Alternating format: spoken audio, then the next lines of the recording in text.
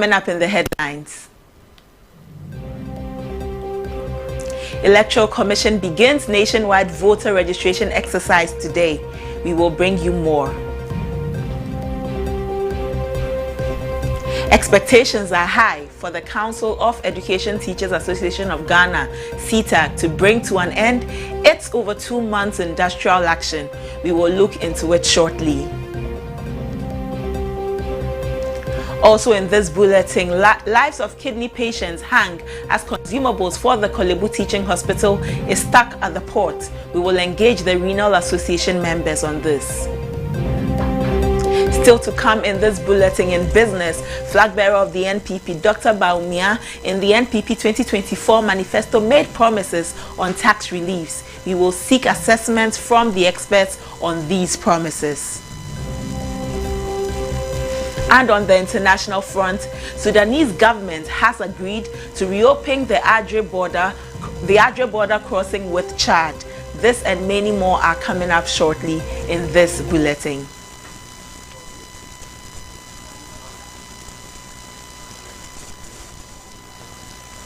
Thank you for joining us. We are live on YouTube. It's ABC News GH. Thank you for joining us. We'll be right back.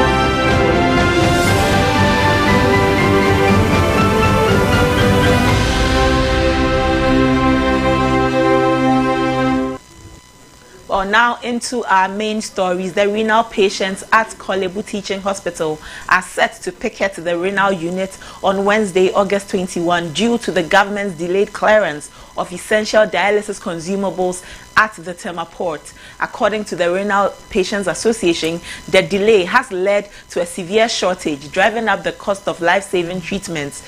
Patients now face fees as high as 800 Ghana cedis per session, with many needing treatment multiple times a week. The ongoing shortage of these critical supplies has forced the unit to close for 3 weeks, depriving patients of vital medical care.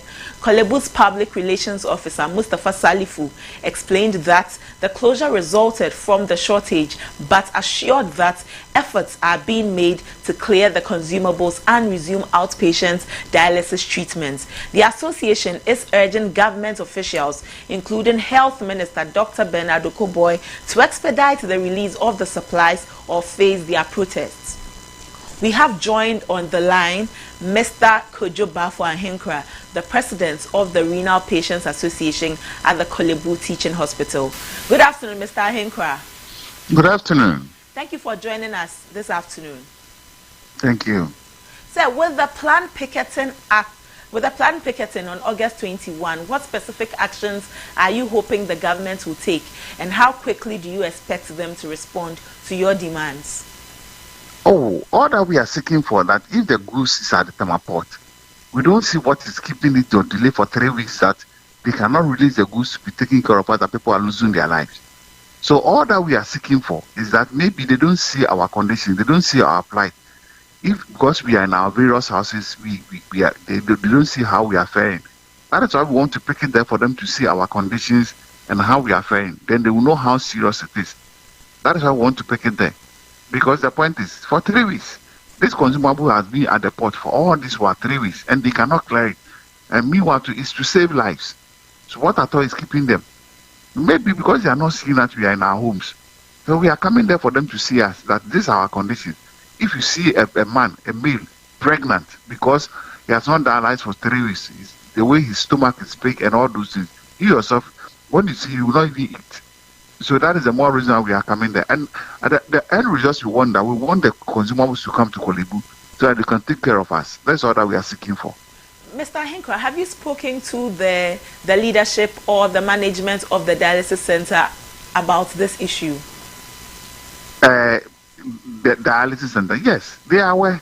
They made us understand that they are not consumable for them to work. And it is true. When you go there, when you go to the unit, the nurses are there ready to work. The consumables are not there. Doctors are ready. The patients are not there for doctors to see to them because there are no consumables for them to come for review and go to the hospital. So the management are aware. We didn't know if they are not consumables. So, and mostly, I've been speaking to the PRO of Kolebu. Yesterday I was with him, and he confirmed that yes, it's true. The unit is closed down to our OPD because the consumables are not available. So they know we know. Mr. Ahinkra, given the partial release of supplies, what long-term measures do you think should be put in place to prevent such critical shortages from happening again and to ensure that patients have consistent access to life-saving treatments? You see, it's only in our here country that you hear some of these things, like a whole teaching hospital like Kolebu. Well, I think the biggest hospital in West Africa come out and say that they are short of consumables. It's only in our part here that you hear this thing. Because you have stores. You have people in charge of stores who are managing these consumables. They give it to the unit as it's running. So as it's running out, why don't you procure? Do you have to sit down for everything to run out totally? I don't know how management go, and I don't work there. I don't know how they do their things. So that one I'll leave it to them. But the point is, we beg them, they should make sure these things should not be running out totally for people to die before they go and procure new consumables and bring. That is what I will plead with them. Whatever structure that they have to put it in such a way that always they could do with checks and balances to check that we have a lot of consumables to take care of patients. Okay. Mr. Ahinkra, we'll be coming back to you again to see how far you have reached in your picketing, as we know that tomorrow you'll be picketing at the hospital. But we wish you and the association well and hope that in the interim you are comfortable. We also plead with you that you push also to organize some funds in supporting us. Renal patients are suffering, so we plead with you people. You can put your station can also do a fundraising in connection with renal patients and give it to us in supporting us. Apart from the dialysis, we buy medicine, we take injections, we do a whole lot of things. I don't mind. If you can invite me to your station on the full interview on this thing, I'll be very happy. All right, Mr. Ahinkra. Mr. Ahinkra is the president of the Renal Patients Association. Okay. So into education, the leadership of the Colleges of Education Teachers Association of Ghana, CTAG, is expected to end its protracted industrial action spanning over 2 months. CTAG declared a nationwide strike on June 14, 2024, over what they term unfavorable conditions of service. The strike, which affected students and the academic calendar, caused many to call on the Ghana Tertiary Education Council, GTEC, to shut the schools until the impasse is resolved. The latest development is that the association has been urged to return to the classrooms after the Fair Wages and Salaries Commission engagements. ABC News Ghana had a conversation earlier with the head of public affairs of the Fair Wages and Salaries Commission, Emilia Enin. Let's listen to the conversation.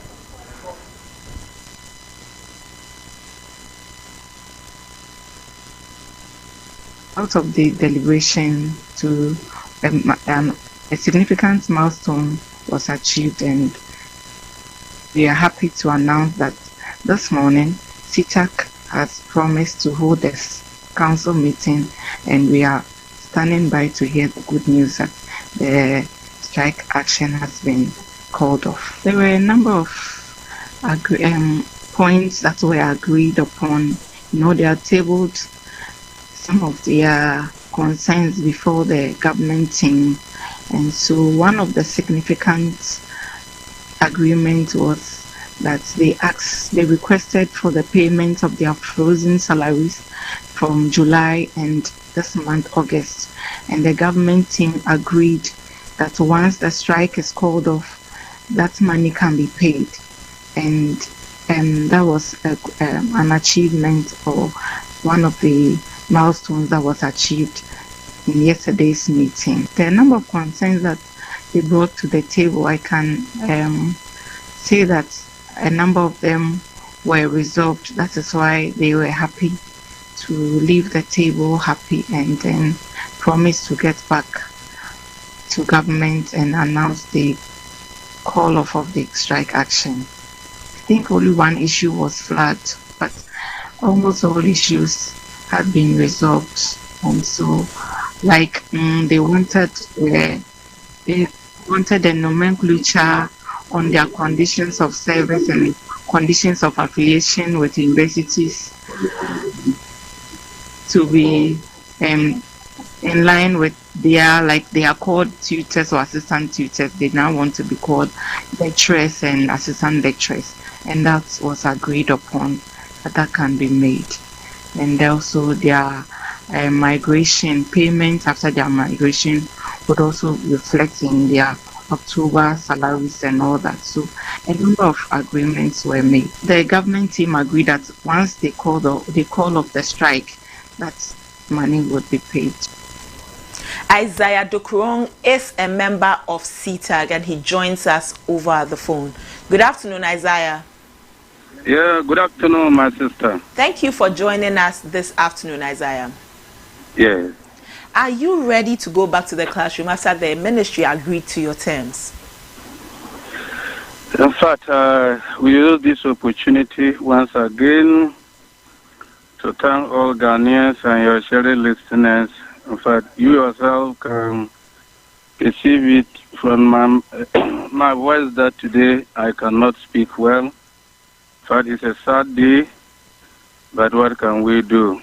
Because of Ghana and the children that we are building, we don't have choice. We have to go.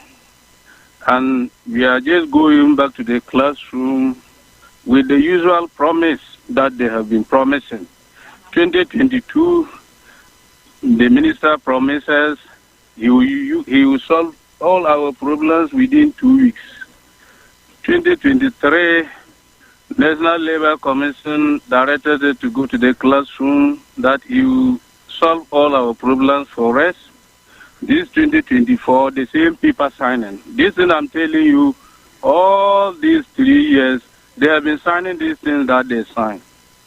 So it means that the strike that we have gone to, and it is purported that the strike is likely to be called off in any moment from now. We were not supposed to even go on strike. What we demanded for, we have not gotten anything. We have only gotten the same people signing, going back. But because of Mother Ghana, my good sister, we will go back and then continue the labor work. But what is happening is the constituents are not happy with what has happened, including my good self, and this one has happened between only two people who maneuver their way to get this thing done. So we don't have any choice. It is only people promise, and the people promise, they have been doing it. How can you base on people promise and then you go back to the classroom? But we will go. Okay. Isaiah, you say that this has happened because two people maneuvered their way into signing this agreement. Who are these two people? Yeah, these people, these are the General Secretary, the President, and then the National Trustee. They are doing that. The grassroots and the council, they don't support. Even this decision they are taking, if you go to our platform, they are saying that council support it, but council don't support it. What they are saying is that what we are demanding, that they have seen an evidence that the government is doing it, the employer is doing it. That we say migration, that they are doing the migration. And the migration too, when you look at it, the migration will take, it will take three steps, because the migration first, financial clearance second, and then payment will be third. So now they are still on the then we haven't seen anything. Even the most surprising thing the president and these three people I mentioned are doing, the most surprising thing, my sister, is that no CTAG member has seen the document that they are migrating. It is few minutes ago. Yes. Won't you say that your council or your association is lacking? Because if your president and another member can go and broker a deal without the knowledge of the council or the association, it means that there's an internal issue that you need to solve. Yes, there is an internal issue, and that's simply leadership and leadership problem. It means that after this strike, the next thing is we will go into our elections, national election. We have done the local level and the zonal level, the national election. So we will go into that one and then make sure that, yes, we get the right people to do the work for us. We have leadership problem. Well, so Isaiah, we understand that you will be returning to the classroom, and after that you would look at your leadership because you believe you have leadership problems. Thank you for engaging with us, Isaiah. Okay, also thank you. Okay. Bye. So that's Isaiah Dkong. He is a council member for CTAG.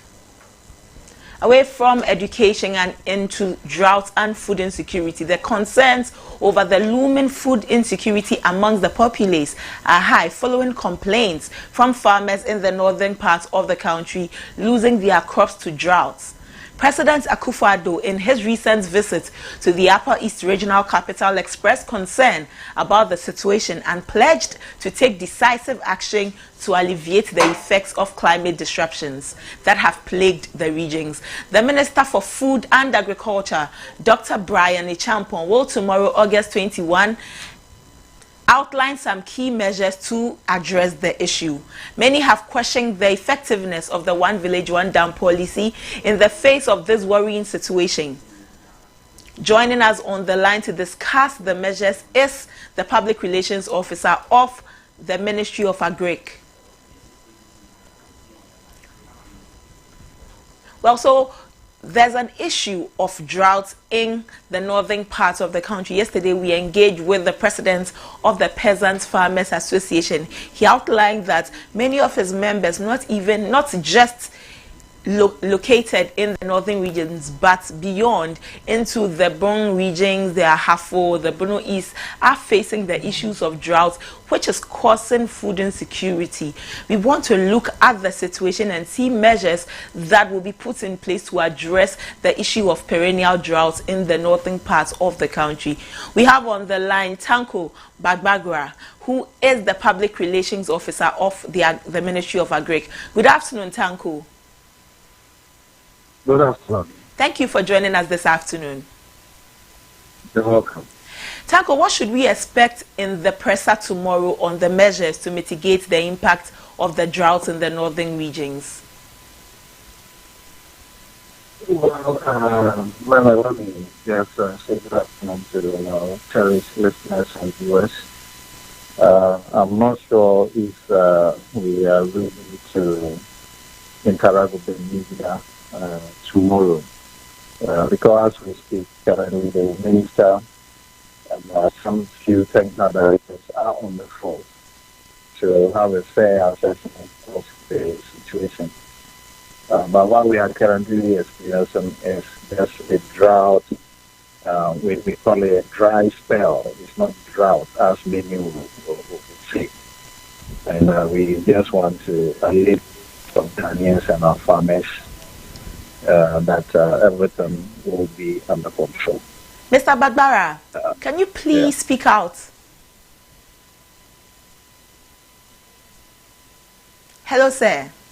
Hello, I can hear you. Yes, this is better. Hello. All right, sir, please carry on. I'm afraid I can't hear you at all. Sir, are you able to hear me? Yes, I can hear you. Okay. Earlier, it was difficult hearing you, so I was asking that you speak out. Oh, your line is so faint. I'm not able to hear you. Mr. Bagbara, we can hear you now. Okay. Your question, please. Okay, sir. We're asking that what should we expect in the presser tomorrow? That is what I said. I'm not sure we are able to meet or have any media engagement tomorrow. Okay. Even though we are planning towards it. I said this because the sector minister and some technical directors are currently on the phone to have a fair assessment of the situation. So I cannot speak to the fact that tomorrow this interaction can take place. However, until I hear from the sector minister, I'm unable to confirm. But like I was saying, what we should be hearing is a message of hope, message of restoration. Certainly, that is the mandate of the ministry. And we are currently experiencing what we call a dry spell, which has resulted in some crops wilting. And if it prolongs, yes, we might have an issue to deal with. But being as it may, the ministry is up to the task and it's just a matter of collating the relevant data, and then we'll be able to speak to the farmers and put in place some measures or interventions to curtail the situation. So for now, that's what I can say. Mr. Bagbara, what is the current state of the dams in the regions? We know that the dams were constructed to avert situations like the situation we are in at the moment. So what is the current state of the dams? So you asking of the current irrigation status as far as Ghana is concerned? Yes, I am. Yes, so several interventions have been made. We have since rehabilitated some main irrigation schemes and some small irrigation schemes across the country. One of such is the Tono irrigation scheme in the Upper East region. As we speak, the VIA irrigation scheme is under renovation. Hong irrigation scheme has been rehabilitated and is being put to use. We have Montanga irrigation scheme. We have the Tammany irrigation scheme. And as we speak, we are embarking on what we call the Afram Plains Economic Enclave irrigation scheme.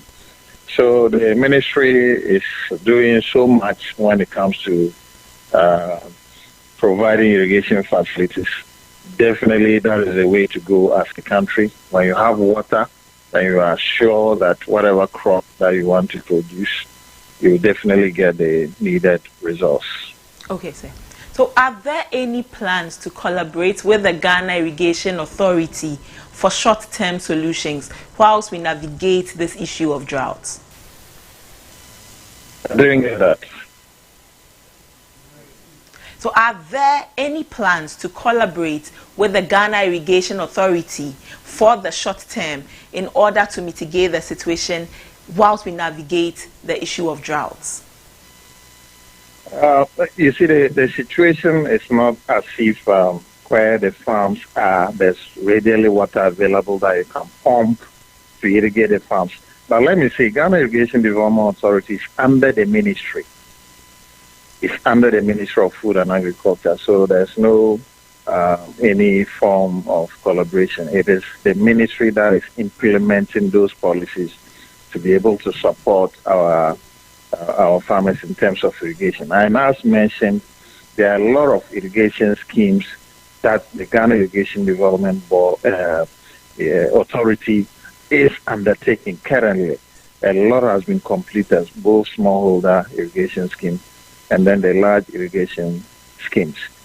So it's not as if the faults are near water body where you can just go and put some pump machines into the water and begin to pump to irrigate farms.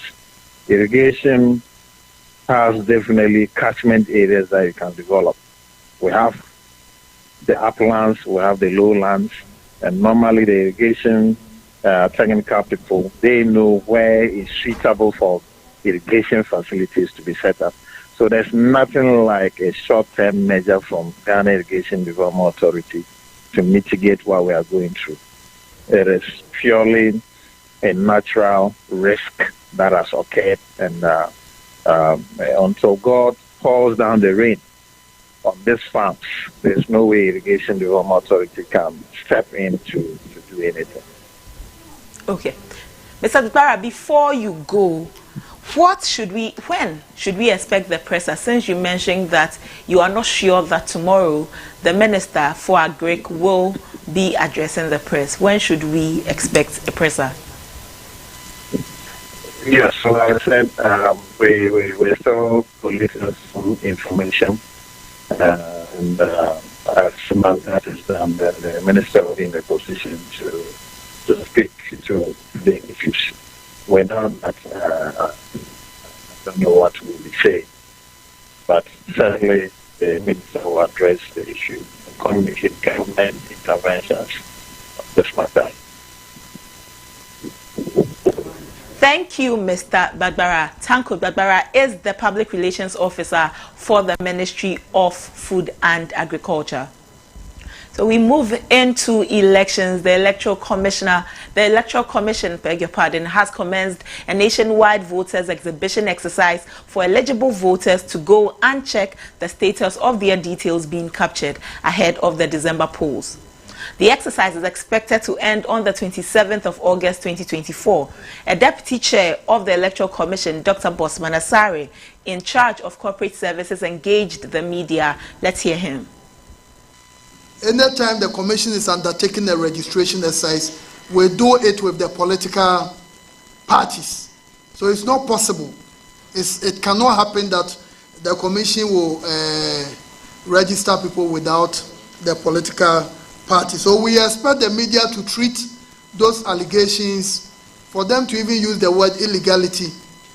It's just unacceptable. So we think that the media must treat the group with the contempt that it deserves. They don't seem to be a credible group, because if they are indeed credible, you write to the commission for some of.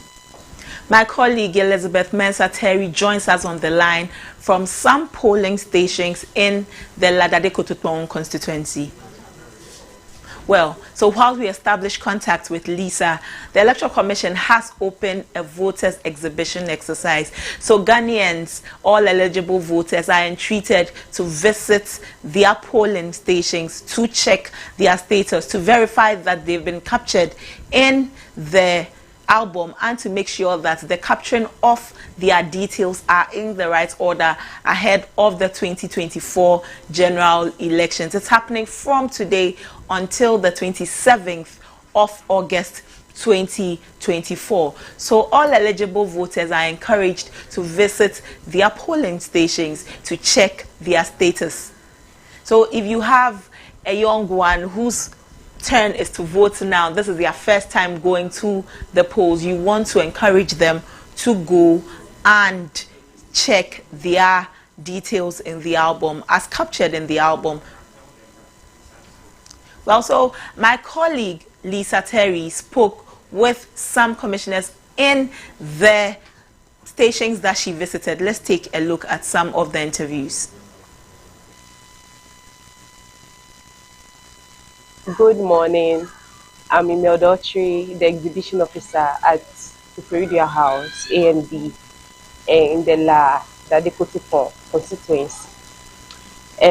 We've started the exhibition exercise today, and so far I've checked 15 people, voters. We have 9 males and then 6 females. So far, I would say it's the beginning of the exercise, so I know people will turn out well, and I'm urging citizens to come and check their names and make sure everything is in order for them to vote on the 7th of December. Good afternoon, Lisa. Hi, good afternoon, Abna. Lisa, what is the situational report from the polling stations you have visited? Well, the atmosphere over here is calm. I'm currently here at the Koforidua constituency near the Manchester Cemetery. And for the voters exhibited officers. They are saying that the atmosphere is calm. They are expecting and are urging the citizens near this constituency Hello, to come. Lisa. Hello, Abna. Lisa, kindly speak up so that we can hear you. Right. I'm currently here at Lade Kotopong, precisely in the Koforidia constituency, near the Manche Cemetery. The atmosphere over here is calm. The voted officers are urging the citizens to come and check for their name. They are expected to be at the polling station at 7 a.m. and to close at 6 p.m. And also, the voters exhibition is supposed to commence today and end on the 22nd of August. That is next week, Tuesday. So the atmosphere over here is very calm. As first day, they are not really seeing a lot of people here. So they are urging all the citizens to come and have their names checked.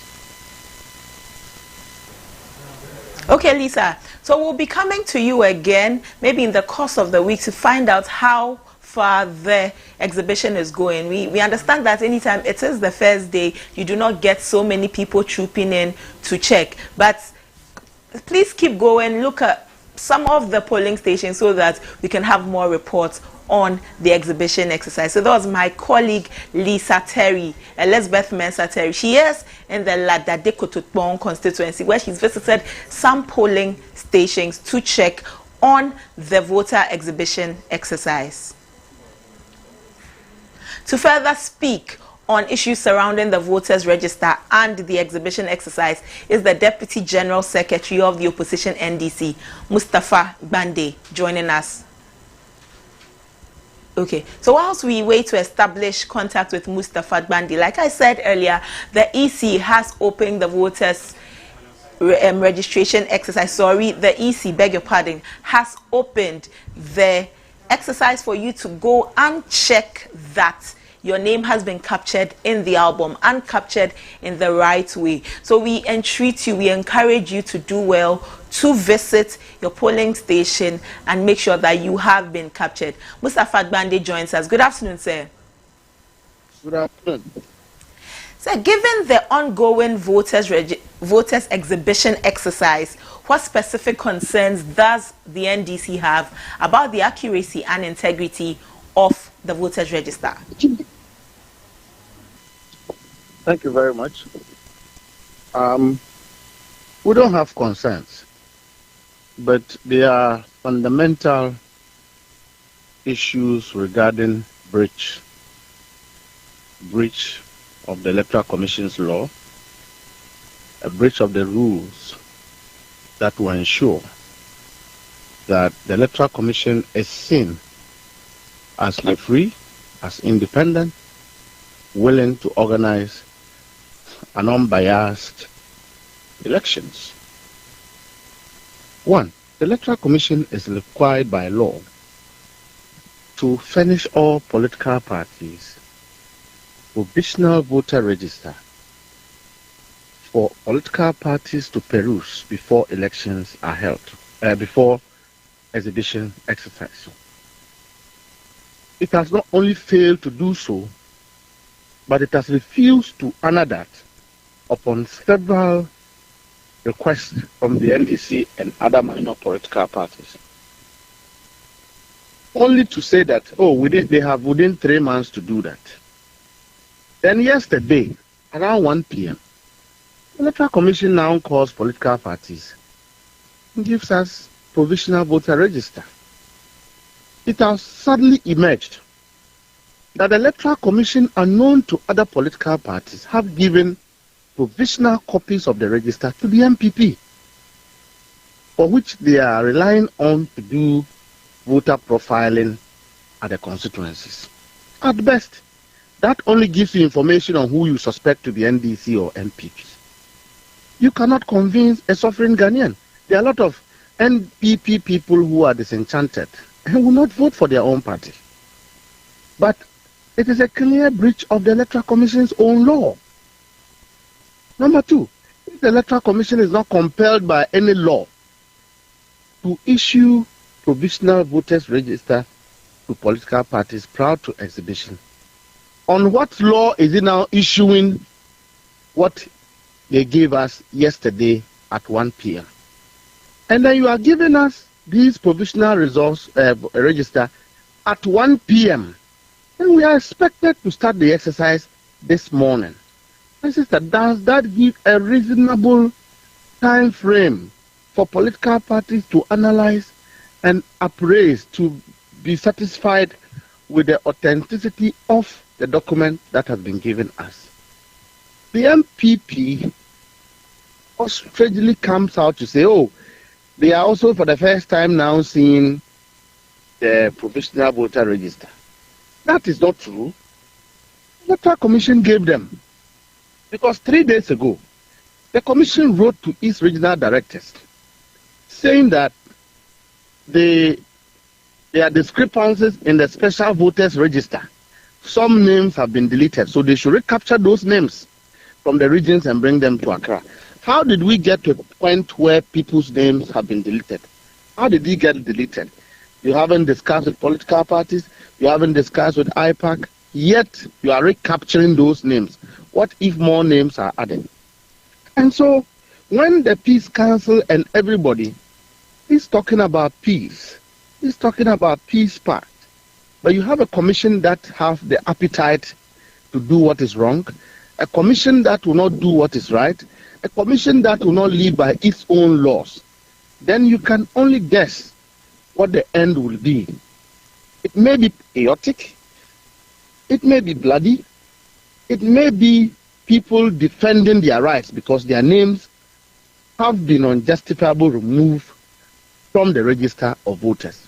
And for me, if we get there, then I'm sorry, because people who have killed and suffered, you recall what we went through to be able to register names. And if somebody will only sit at the headquarters after makeup and conveniently delete names for the purposes of political expedience and fraudulently aiding one political party to perpetrate electoral fraud, then you can only anticipate defense from the other side. So far, it means that you do not have any confidence in the voters register. The law does not require us or anybody else to have confidence in anybody. The law requires that we follow the rule. We follow the process. Let the commission do its work. Let everyone else do what is required of them by law. In the absence of that, then we would have found ourselves in an animal environment where everybody does what they do and the stronger ones dominate. And that is not what rules the people of Ghana. What brings us together is law. What binds us together are the fundamental principles of the rule of law. And if we decide to step aside those rules, those golden rules and principles that guides our peace and stability, bringing cohesion, then you can only expect chaos in the end. Okay. Mustafa, since the exhibition exercise will end on the 27th of August, what actions will the NDC take if the significant issues you have mentioned with the voters register remain unresolved by the deadline? And how will it impact your party's preparations for the December polls? Our teams are currently analyzing the voter register. We have issued standby instructions. If for any reasons we find out that names have been deleted from the voter register, simultaneously every exercise will stop across the country. That is what we will do. We know that Ghana Police Service have done well. They've deployed a lot of men, but they haven't been deployed to support the wrong. They will only be there to do what is law, what is right. If the Electoral Commission is found to have deleted people's names, as we envisage, we don't need to speak again. We have asked the constituencies to simultaneously halt the exercise until we look for those names that have been deleted. We cannot allow the election to be rigged, and we cannot allow anybody to take the processes for granted. We have a responsibility to protect the democracy of this country. The only way through which the MPP came to power was through election and through votes. But you are a testament of the fact that they are now saying they don't need votes. They will find a way to continuously impose themselves on the people of Ghana. That mentality will be resisted if that is their strategy into the election. Okay. Thank you for joining us, Mustafa. We are grateful. Okay. Mustafa Bande is the Deputy General Secretary of the NDC. Let's take a break. We'll be back.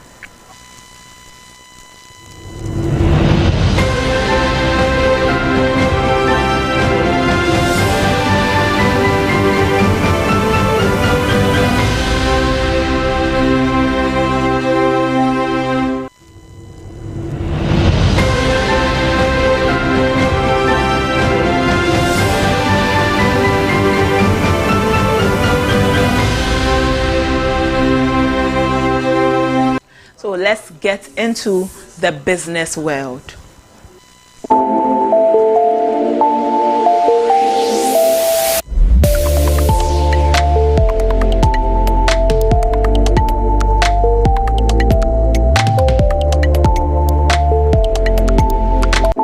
In business, Dr. Mamadou Bawumia has, in the 2024 NPP manifesto, promised a wide range of tax reforms ahead of the 2024 general elections. At the launch of the 2024 NPP manifesto titled Selfless Leadership with Bold Solutions for Jobs and Business, Dr. Bawumia said that the NPP is committed to creating more jobs than the already created 2.3 million jobs in the 8 years that they have been in power. Dr. Bawumia highlighted key reforms to ease the burden on individuals and businesses in the country. He said that his government will offer a one-time tax amnesty to all Ghanaians and corporate entities and reform the value-added tax regime, reduce withholding tax, and abolish the betting tax. Let's take a look at some of the pledges Dr. Bawumia made during the launch.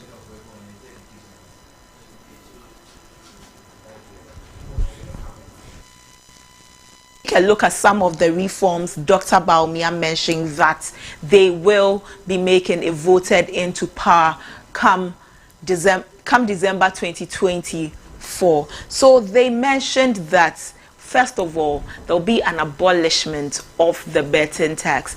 At the moment, 10% of tax is on bet winnings, and the NPP and its flag bearer say that they will be abolishing these taxes.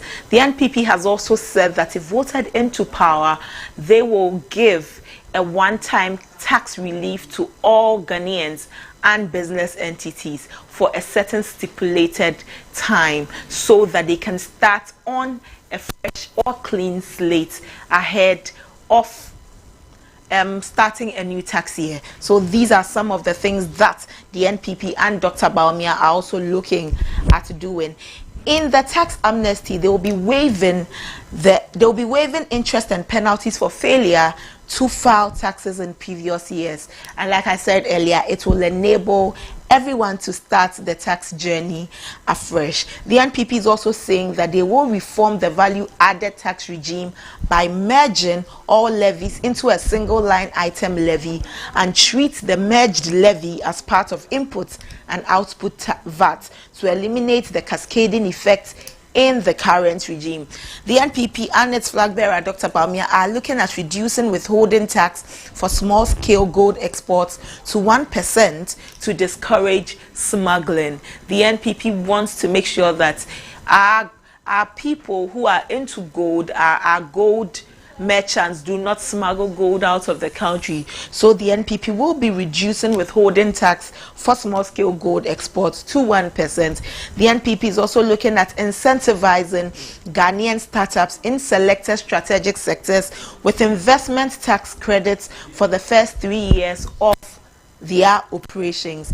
They are looking at digitalizing all aspects of tax administration to reduce leakages and improve efficiency and ease of filing, so that you don't always have to walk or wait for somebody from the Revenue Authority to come to you. You can just do it digitally. The NPP is also looking at harmonizing port charges to align with charges in competing regional ports, particularly Togo.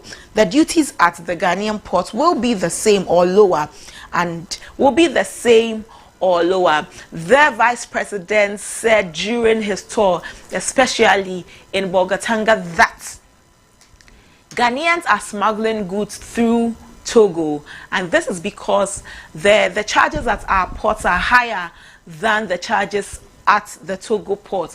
So he is looking at making sure that our taxes or the charges at our ports are either at par with our neighbors or even lower, and this will discourage the smuggling of goods through our neighboring ports. So these are some of the things that the vice president, in hopes of becoming president of Ghana, and his NPP are looking at doing. And finally, they are looking at broadening the tax base so that there's like a flat rate for everybody, so that the burden on the few will be reduced, so that a few people won't be the only ones who are bearing the burden of taxes in the country. So these are some of the reforms the NPP and its flag bearer, Dr. Mamadou Bawumia, are looking at doing to ease tax burdens on the people of Ghana and to reform the tax sector in the country. So these are some of the things that we are looking at for Ghana in tax, as captured in the 2024 manifesto of the NPP. Well, so we have on Zoom joining us a tax analyst, Gideon Ayi-Owu. Good afternoon and thank you for joining us, Gideon. Good afternoon and good afternoon to your listeners and viewers. Okay, Gideon, we are looking at tax and looking at some of the reforms that the flag bearer of the NPP is looking at introducing in hopes of becoming the president of Ghana come January 2025. He has said that they're going to reduce or give tax exemptions. However, we want to take your opinion on some of these reforms that were captured in the manifesto. Okay, thank you very much once again. I think as I was sharing earlier on another platform, these are all well-intentioned, the reforms that came out in the manifesto launch. All businesses, all taxpayers, they look for simplicity. They are looking for some predictability about the whole tax system, and they want the ease of making or paying their taxes. And there is no business person who will tell you they want to pay high taxes. So all these are good and welcome intentions, and sounds good to any investor who is listening. However, this proposal or this policy initiative comes against some major obstacles that would have to be clarified before they are implemented. So hearing things about the flat tax rate, for example, reduction of our customs duties at the port of entries to align that with Togo, which is almost a free port country, and very minimal things. This means that government's revenue would go down. That's basically what it means. And for that to happen, we all know that we are currently under IMF conditionalities, and this is lasting this year and as well as 2025. That for sure we know will be under it. And so what does this proposal mean? It doesn't mean that the conditions IMF has set for the government in terms of meeting a certain level of government revenue to enable us meet our set budget deficits. If this proposal goes against it, then I think there will be some challenges or difficulty in making sure that this is passed, because you've gone to IMF for help and assistance to shore up your revenue, and then you are trying to, in a way, go against that conditionality. If, on the other hand, the NPP or those behind this policy initiative believe that once they go with a low or reduced import duty and rates, that would then imply that revenue is going to go up, then fine. I don't think IMF will go against it. But if, on the other hand, going with this reduction or flat rates would mean a reduction in government revenue, then I think we might have a challenge or problem. Gideon, even on the issue of revenue, in a recent report, the World Bank said that the tax exemptions we give as Ghanaians, or the government gives, cost Ghana 1.8% of its annual GDP, which is equivalent to 72% of all the VAT revenue collected. This issue of a tax amnesty, isn't it going to affect the economy adversely and also set the nation back?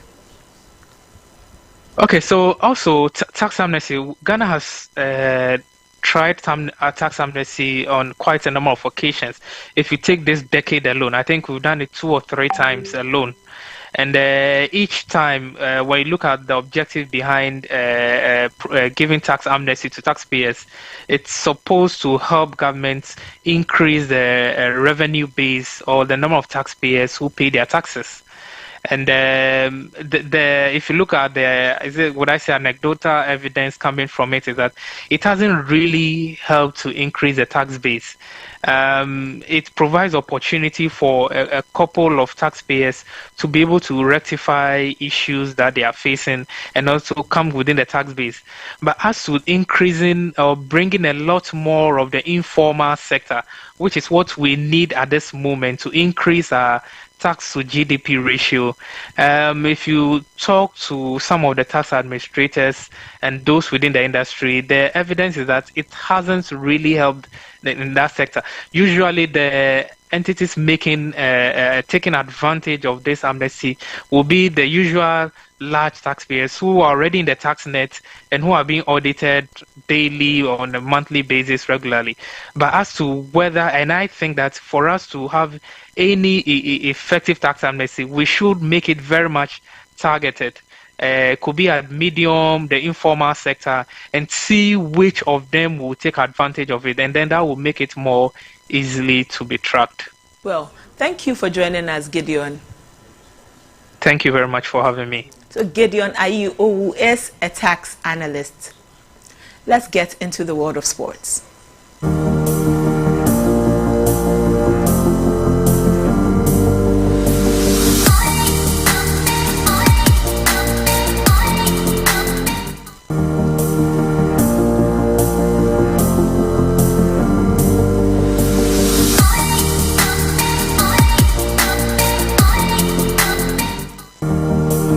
Well, in sports, controversy surrounding the aftermath of the recently concluded All-African Games in Ghana is that hoteliers, technicians and other workers are still awaiting payments for their services. At the Public Accounts Committee on Monday, August 19, the Minister for Youth and Sports, Honorable Mustafa Yusuf, confirmed that a full commitment of $3 million has been paid to the Ghana Broadcasting Corporation, GBC.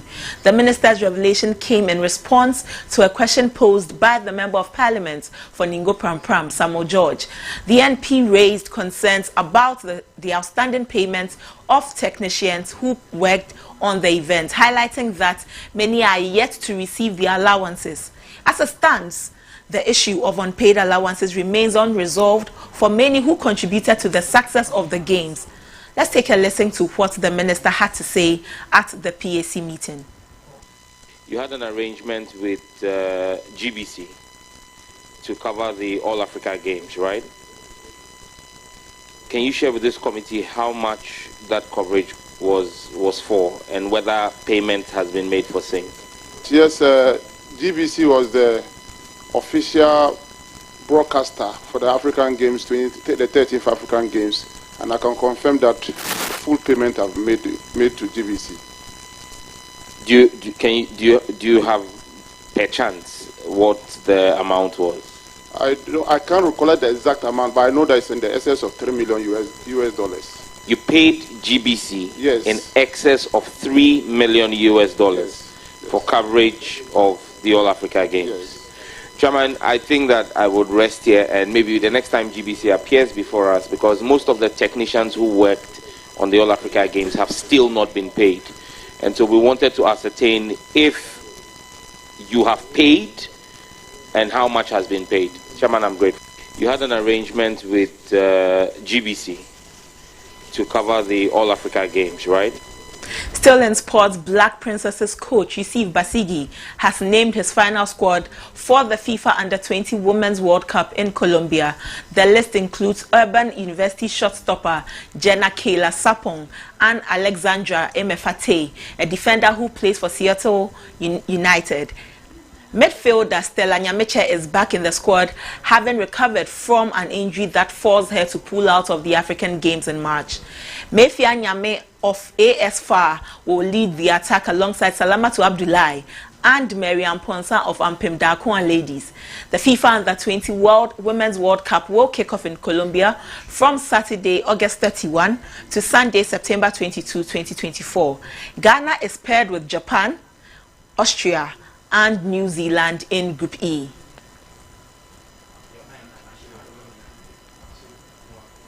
That's all for sports. Let's get into international news.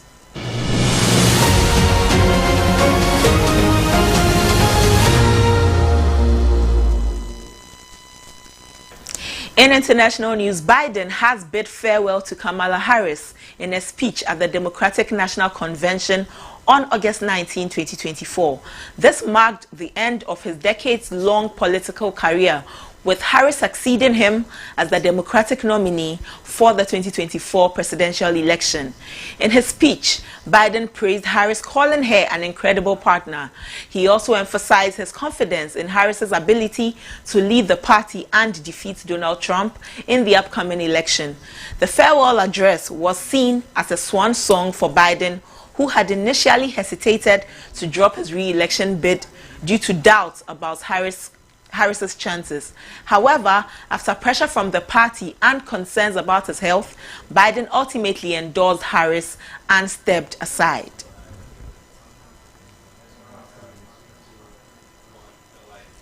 Still on the international front, the Sudanese government has agreed to reopen the Adre border crossing with Chad for 3 months, allowing humanitarian aid to enter the country amid increasing conflict. The Adre crossing was previously closed in February by the Sudanese armed forces, who alleged that it was being used to move weapons. However, the Sudanese Sovereign Council has now announced this reopening to facilitate the delivery of humanitarian aid to those affected by the conflict. The United Nations Secretary General, His Excellency Mr. Antonio Guterres, has welcomed the decision, emphasizing the importance of unhindered access for humanitarian organizations to reach all needy civilians. Now let's take some. In entertainment news, the New Patriotic Party (NPP) launched its 2024 manifesto at the Ghana Secondary Technical School in Takoradi on Sunday, August 18, unveiling a comprehensive package to boost the creative industry. Here are some of the highlights from the launch. So these are the highlights from the launch for the creative industry. Special travel privileges for creatives throughout the establishment, through the establishment of a travel protocol service, facilitating international performances and shows. Tax incentives, including a flat tax to attract private sector investment in sports, tourism, and creative arts facilities. The implementation of an e-visa policy for swift and convenient visa acquisition for international visitors. Also, the introduction of a visa-free policy for nationals of African and Caribbean countries visiting the country. The NPP is also looking at collaboration with the private sector to launch a streaming and digital management platform for Ghanaian creative content developers. These programs aim to support the creative industry, encourage, develop, and establish Ghana as a center for arts and culture. The manifesto restates the pledges made by the presidential candidate Dr. Mahmoud Bawumia during his presentation at UPSA on February 7, 2024. That is all for the entertainment news. So this is what we have brought to you this afternoon on Midday News on ABC News GH. But before we go, let's take the headlines. The Electoral Commission begins nationwide voter exhibition exercise today. Expectations are high for CTAG to bring to an end its over 2-month-long industrial action. In business, flag bearer of the NPP, Dr. Baumia, in the 2024 NPP manifesto has made promises on tax relief. And on the international front, Sudanese government has agreed to reopen the Adre border crossing with Chad.